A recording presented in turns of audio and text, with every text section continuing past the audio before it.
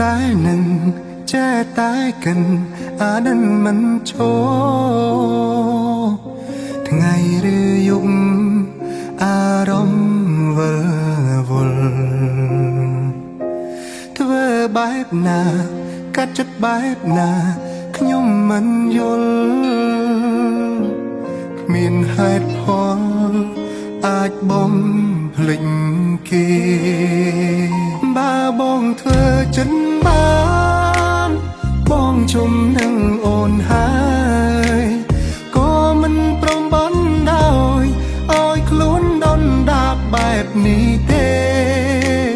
ព្រោះវេទនាជាងស្លាប់រស់រងចាំក្តីស្នេហ៍ខំទន់ទាំងចាំគេទាំងដែលគ្មានសង្ឃឹមបើបងធ្វើចិនបានបងជុំស្រឡាញ់អូនខំថែរក្សាខ្លួនធ្វើឲ្យខ្លួនឯងចែញញឹមទោះដឹងអូនអចិត្តតែនៅលួចសង្ឃឹម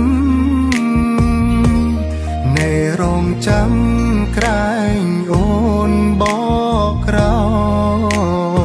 យ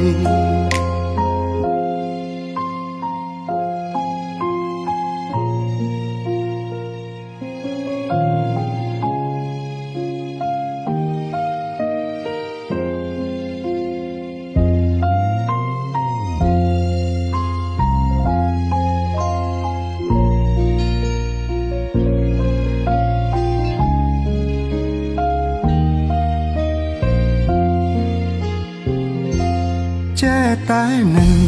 ចេះតែកិនអានឹងមិនឈោថ្ងៃឬយប់អារម្មណ៍វិលវល់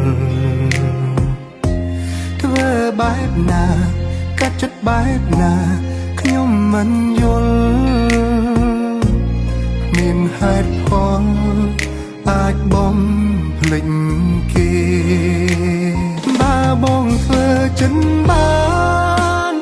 បងជុំនឹងអូនហើយក៏មិនព្រមបន់ដោយឲ្យខ្លួនដុនដាបបែបនេះទេព្រោះវេទនាជាងស្លាប់រស់រងចាំក្តីស្នេហ៍ខំទន់ទាំងចាំគេទាំងដែលគ្មានសង្ឃឹមបើបងធ្វើចិនបានបងជុំស្រឡាញ់អូនខំថែរក្សាខ្លួនធ្វើឲ្យខ្លួនឯងចែញញឹមទោះដឹងអូនអចិត្ត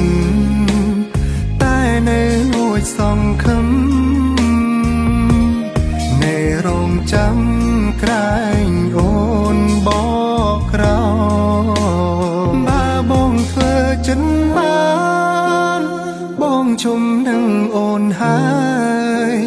ក៏មិនព្រមបន់ដោយឲ្យខ្លួនដុនដាបបែបនេះទេព្រោះវេទនាជាងស្លាប់រស់រងចាំក្តីស្នេហ៍ខំទន់ទាំងចាំគេទាំងដែលគ្មានសង្ឃឹម